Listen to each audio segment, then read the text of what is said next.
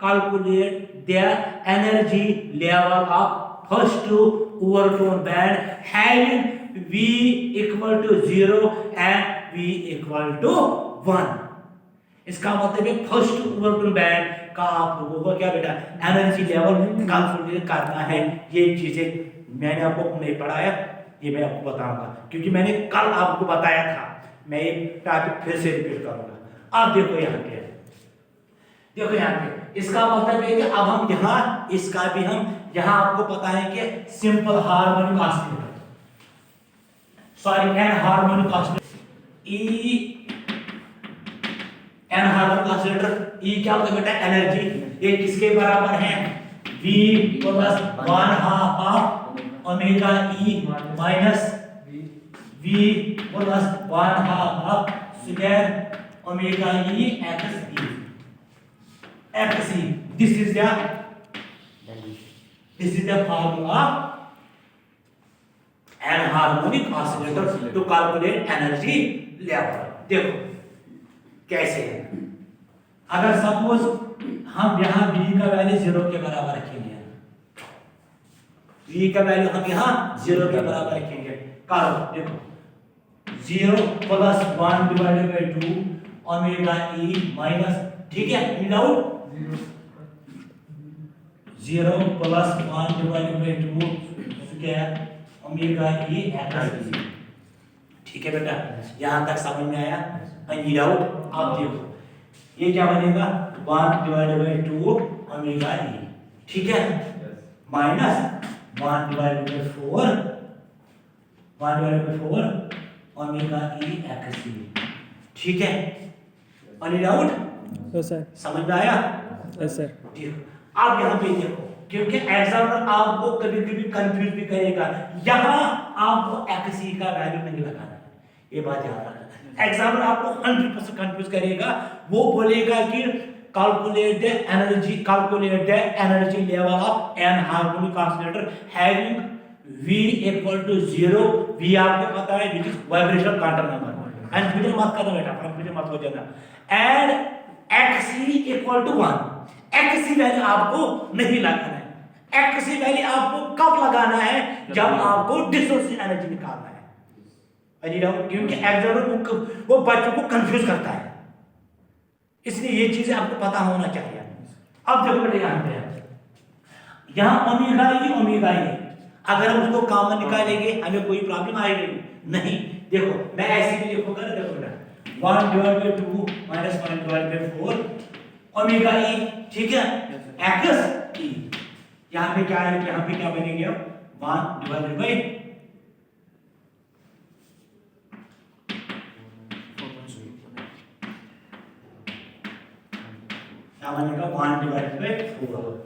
Omega E x.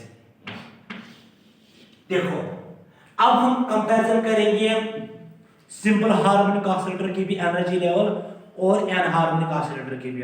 देखो simple harmonic oscillator में पहला जब हमने V का वैल्यू 0 के बराबर रखा ना, वहां निकल गया सिंपल 1/2 ओमेगा ई, याद आया कुछ? और यहां क्या निकल गया 1/4। इसका मतलब ये है in case of an harmonic oscillator, यहाँ पे जो एनर्जी लेवल है ये धीरे धीरे क्या बढ़ती जाएगी। इसलिए एक स्टेज ऐसा आता है आप सीधे मॉलिक्यूल का बॉन्ड क्या ब्रेक कर देते हो, ठीक है। और ये भी मैंने आपको बताया था इसमें, और ये वाला जो यहाँ होता है, ये वाला जब यहाँ बॉन्ड ऐसे हो जाता है, दिस इज मॉरस पोटेंशियल एनर्जी, क्योंकि वहां मैंने आपको बताया था मॉरस पोटेंशियल एनर्जी का मतलब होता है जब हम मॉलिक्यूल को वाइब्रेट करवाते हैं, फर्स्ट ऑफ ऑल उसकी कौन सी एनर्जी होती है, काइनेटिक एनर्जी।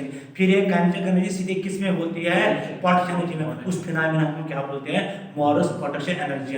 और उस डायग्राम को उसको दूसरा नाम क्या बोलते हैं, मॉरस पोटेंशियल एनर्जी डायग्राम। उसका हम और एक नाम भी बोलते हैं, ये बोलते हैं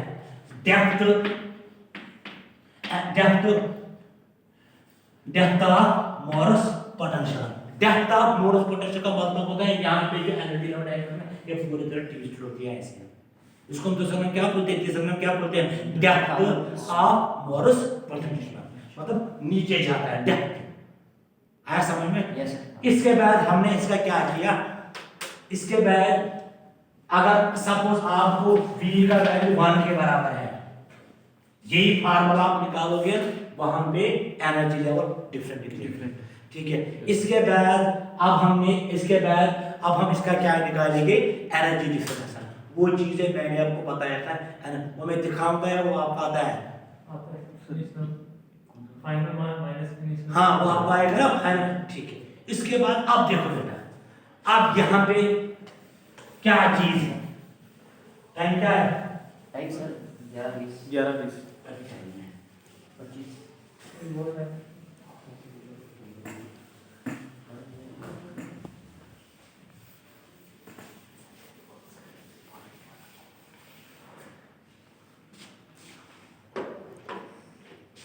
अब देखो यहाँ पे अब हमें क्या पढ़ना है, फंडामेंटल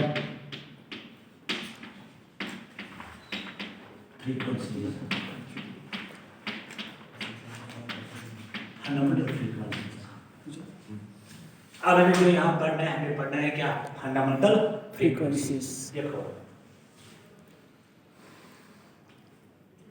सपोज मैं मानूंगा v का value v0 v1। Suppose vibration controller का वैल्यू पहले 0 था, फिर इसके बाद इसका वैल्यू क्या 1 आया। दिस इज फंडामेंटल फ्रीक्वेंसी, मतलब ये फर्स्ट रेंज होता है। ऐसे समझा होगा, अगर सपोज ऐसे,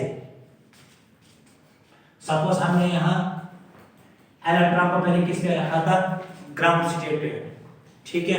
हमने पहले इलेक्ट्रॉन को किस पे रखा था बेटा, ग्राउंड स्टेट पे।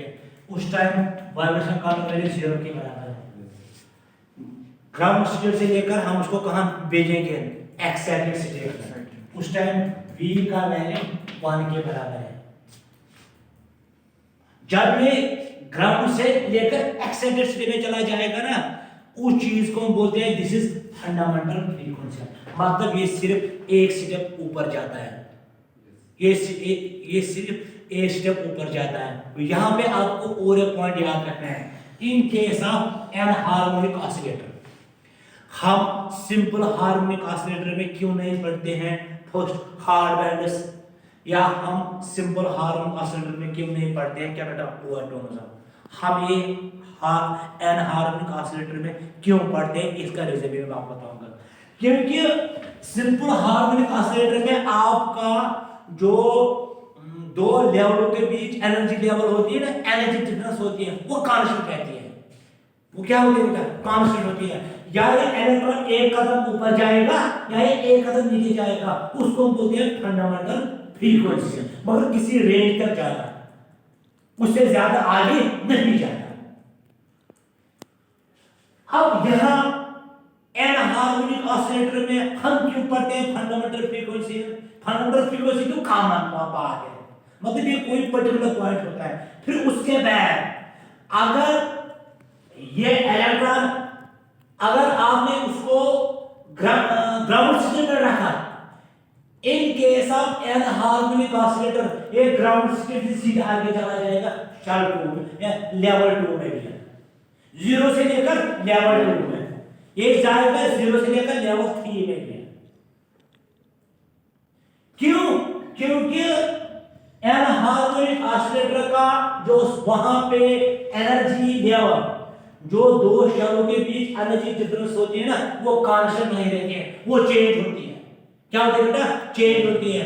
और उसका जो सिलेक्शन रूल है किसका, एन हार्मोनिक ऑसिलेटर का जो सिलेक्शन रूल है वो है डेल्टा वी, ठीक है। Delta we equal two plus minus 1 plus minus 2 plus minus 3 plus minus 4। उसका क्या है, simple, delta we equal two plus minus 1। अभी प्लस माइनस 1 क्या होता है, फंडामेंटल फ्रीक्वेंसी। अगर उसके बाद जाएंगे, सपोज v0 v2, 0 से लेकर 2 तक, मतलब अगर आपने यहाँ इलेक्ट्रॉन रखा, फिर उसके बाद ये पहले ग्राउंड स्टेट में है। अब अगर ये एक्सेंट्रिसिटी में जाएगा किसमें, वाइब्रेशनल काउंटर नंबर V में, जहां का वैल्यू 2 के बराबर है, उस चीज को बोलते हैं दिस इज, उसको बोलते हैं this is first overtone band. उसको क्या बोलते हैं, फर्स्ट ओवरटोन बैंड। अब देखो अगर ये सपोज V से लेकर जहां पे वाइब्रेशन काउंटर नंबर का वैल्यू 0 है जाएगा सिर्फ लेवल 1 में, मतलब सपोज ये जाएगा E0 से लेकर E1 तक, उसको हम बोलते हैं क्या, फंडामेंटल फ्रीक्वेंसी। अब आप बताओगे सेमी सर यहां आपने क्यों बताया फिर ये जाएगा लेवल 2 में, ये जाएगा लेवल 3 में, क्योंकि ये एनहार्मोनिक ऑसिलेटर है। आपने इस मॉलिक्यूल को क्या पहले से ही उसके बॉर्डर्स को क्या ब्रेक किया, आगे अपनी मर्जी ये कहां घूमेगा। मैं आपको ऐसे अक्सर बताऊंगा, कोई इंसान मतलब कोई सरफेरा इंसान है, क्या बेटा सरफेरा इंसान है,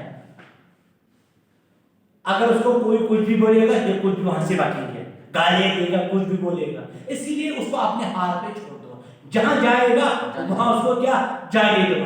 बट अब आप सिंपल हार्मोनिक ऑसिलेटर में ऐसा क्यों नहीं होता है, क्योंकि जब आप वहां किसी मॉलिक्यूल को वाइब्रेट करवाते हो ना, किसमें, सिंपल हार्मोनिक ऑसिलेटर में, वो आप इक्विलिब्रियम पे वाइब्रेट करवाते हो, क्योंकि वहां मैंने आपको बताया था, देखो वहां मैंने आपको बताया था RE इक्विलिब्रियम वाइब्रेशन, वहां मैंने आपको बताया था जब आप मॉलिक्यूल को वाइब्रेट करवाते हो ये इक्विलिब्रियम से थोड़ा आगे वाइब्रेट करेगा या थोड़ा कम, पर ज्यादा नहीं।